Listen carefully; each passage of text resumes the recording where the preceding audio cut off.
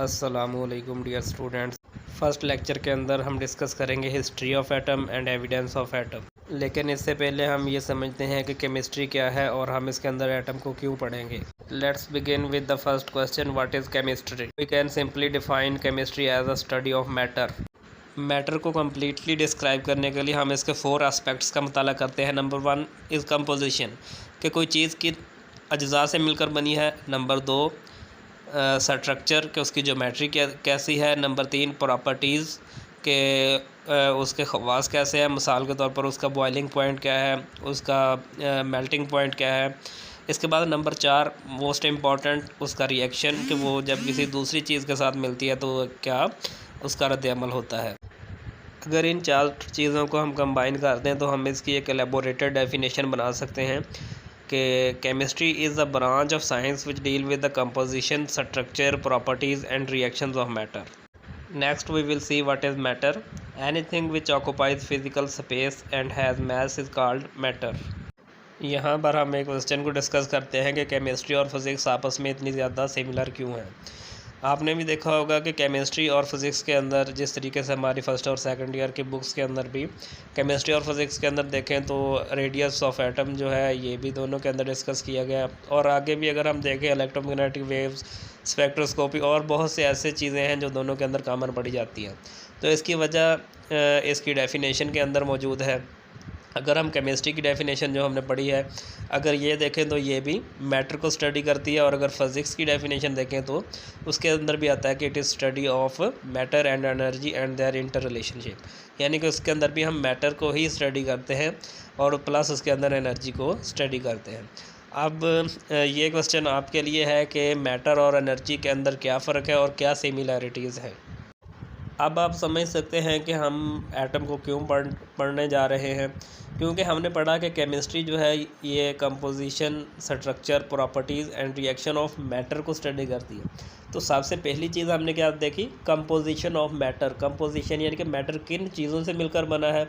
तो मैटर जो है वो एटम से मिलकर बना है, इसलिए हम एटम को डिस्कस करने जा रहे हैं, उसकी हिस्ट्री, उसकी डेफिनेशन।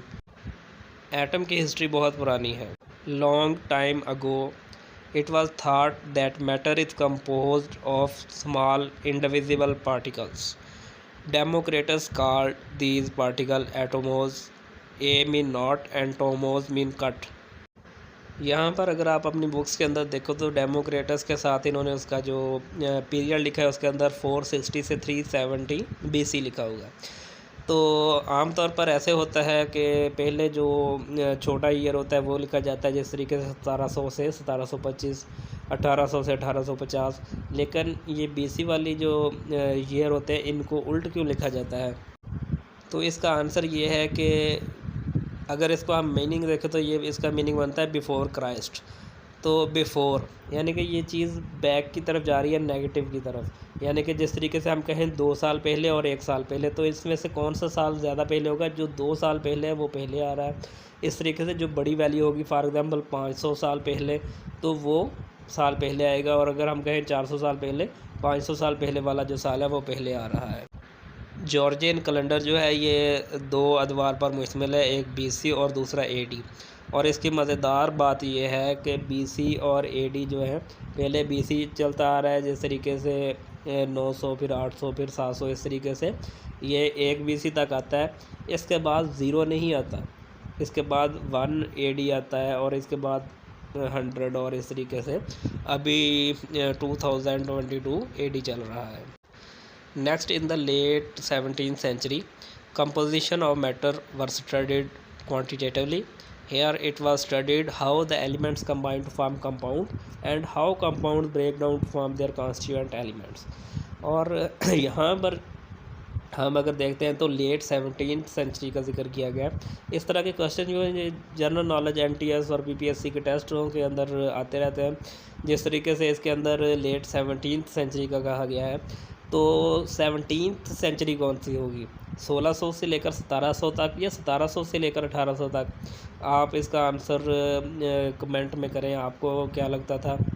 इसका आंसर ये है कि 1600 से लेकर 1700 तक 17वीं सदी और 1700 से लेकर 1800 तक 18वीं सदी है। इसमें इंसान कंफ्यूज इस तरीके से होता है कि 1725 है तो सदी कौन सी होगी, 17वीं सदी होगी, लेकिन ये उससे पीछे वाले जो साल होते हैं, जिस तरीके से 1725 है तो ये 18वीं सदी है। अब आप ये बताएं कि ये 2022 जो है ये कौन सी सदी है। नेक्स्ट 1808 के अंदर जॉन डाल्टन, एक इंग्लिश स्कूल टीचर, उसने ये रिकॉग्नाइज़ किया कि law of conservation of matter and law of definite proportions को एक्सप्लेन करने के लिए एग्जिस्टेंस ऑफ एटम को मानना पड़ेगा। Law of conservation of matter Antoine Lavoisier ने इसे प्रपोज किया था और उसने ये देखा था कि अगर कोई केमिकल या फिज़िकल चेंजेस होती हैं तो उसके अंदर उसने देखा कि जो मैटर है वो उसकी मिकदार जो है बराबर रहती है। जिस तरीके से आज हम अगर देखते हैं केमिकल रिएक्शन देखते हैं तो हम कहते हैं कि दोनों साइड के ऊपर एरो के दोनों साइड के ऊपर मैटर की जो मिकदार है वो बराबर होनी चाहिए।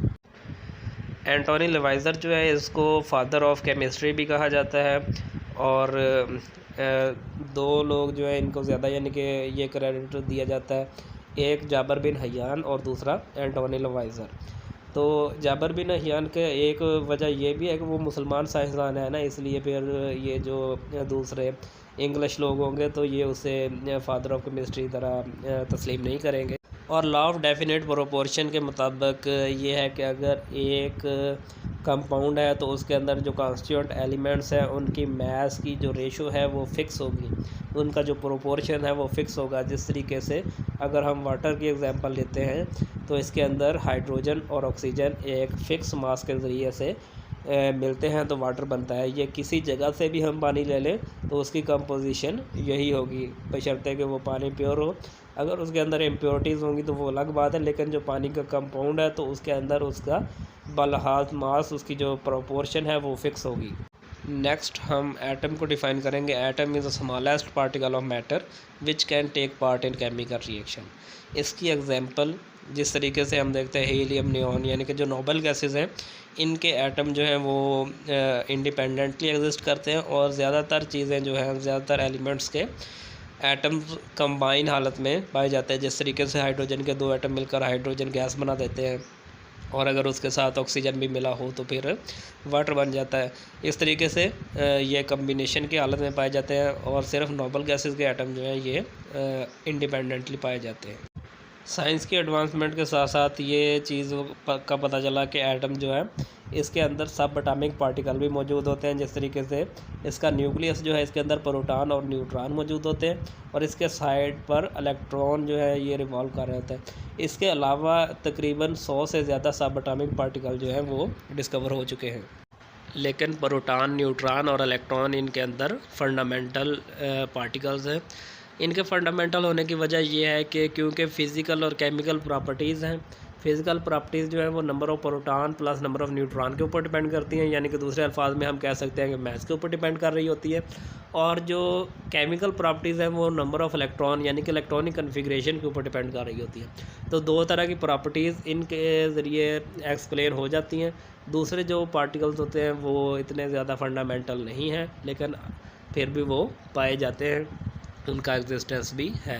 यहाँ पर मैं आपकी इंफॉर्मेशन के लिए बताता चलूँ कि केमिस्ट्री के अंदर या फिर साइंसेस के अंदर एटम के बारे में सबसे पहले तो यही तस्वर पाया जाता था कि ये इनडिविजिबल है और डिविजिबल का यानी कि इसके सब एटॉमिक पार्टिकल्स जो है इनके बारे में हमें रिसेंटली 200-300 साल पहले पता चला। लेकिन कुरान पाक के अंदर 1400 साल पहले ना सिर्फ एटम बल्कि सब एटॉमिक पार्टिकल का जिक्र भी मौजूद है।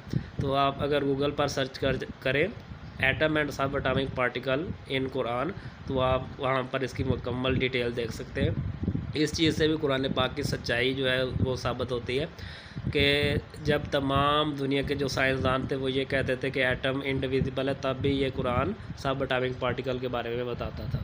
अच्छा, यहाँ पर दो सवाल आपके सोचने के लिए।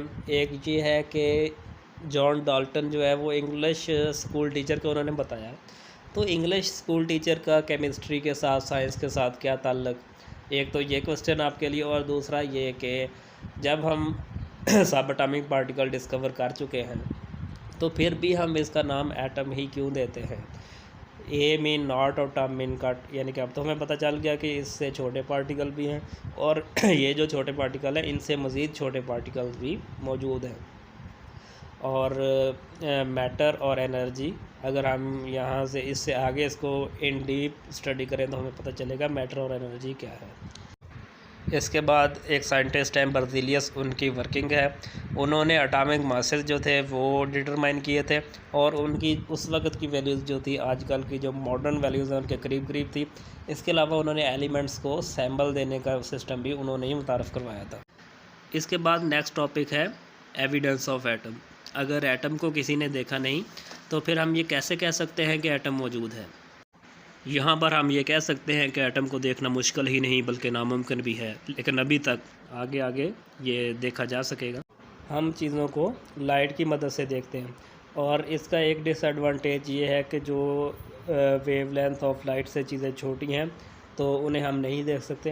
हत्ता कि अगर हम एक पावरफुल माइक्रोस्कोप, ऑप्टिकल माइक्रोस्कोप भी इस्तेमाल करेंगे तो फिर भी हम एटम को नहीं देख सकते क्योंकि उसका साइज़ इसकी वेवलेंथ से बहुत ज़्यादा छोटा है। 500 नैनोमीटर से छोटी चीज़ें जो हैं वो हम ऑप्टिकल माइक्रोस्कोप से नहीं देख सकते।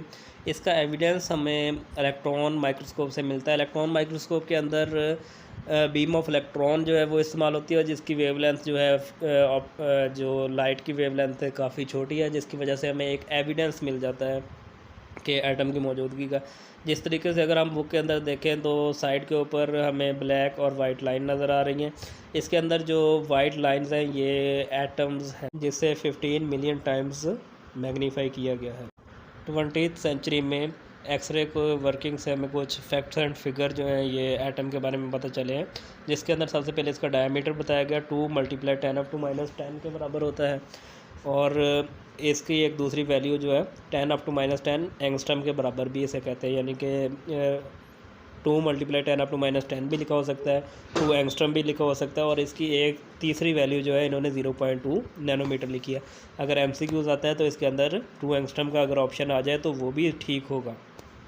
इसके बाद इसके मैसेज के बारे में बताया गया 10⁻27 kg और 10⁻25 ये उसकी रेंज है। तो इसके अंदर भी आप ये बताएं कि 10⁻27 ये बड़ी वैल्यू है या 10⁻25 ये बड़ी वैल्यू। इतनी छोटी वैल्यूज़ हैं इसके मैथ्स की, इसलिए फिर हम इसे AMU के अंदर ज़ाहिर करते हैं और एक AMU 1.661 × 10⁻27 kg के बराबर होता है। एटम कितना छोटा है इसका अंदाज़ा